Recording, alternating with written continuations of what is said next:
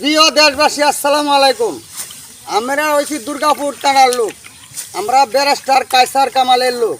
কায়সার কামাল বলেছে যে এই দেশে কোনো নেতার ভাত নাই, যারা কর্ম করে খাইতে পারে তারারই ভাত আছে। এখন আমরা লাগি করছি সব স্যারের ধান কাটার মধ্যে, পানির মধ্যে ধান কাটতেছি, ধান লই আমরা এমন বিহত করছি।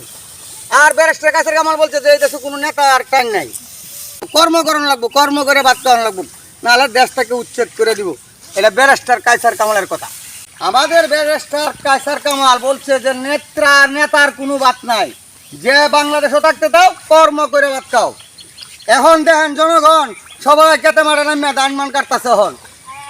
এখন নেতাগিরির বাত নাই, ভালো ভালো নেতা হনা কিসবিরি খা আর বন্ধ মারে কাম হরে হনা নেতার বাত নাই। আমরা ব্যারিস্টার কায়সার কামাল বলছে যে এই দেশের নেতার কোনো স্থান নাই, যারা কর্ম করবো তারাই ভাত খাইব।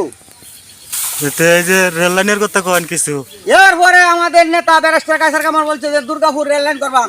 আমরা ধান কাটতে রেল লাইনের পয়সা দেব, কোনো সমস্যা নাই, ধান কাটতে রেলের খরচ দেব আমরা। এরপরে আমরা দুর্গাপুর রেল লাইন চাই।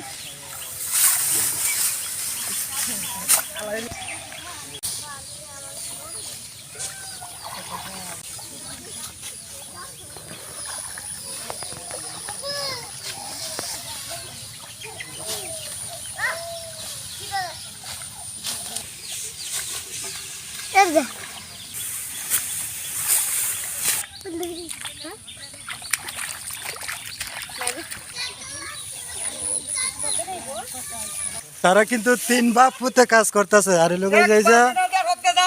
লোক বাঁচতে অনুপত্র মানে গৃহস্থ, কিন্তু দেশের পরিস্থিতি তেমন একটা ভালো না, যার কারণে যে আপাতত কিন্তু কয়েকদিন ধান কাটতেছে।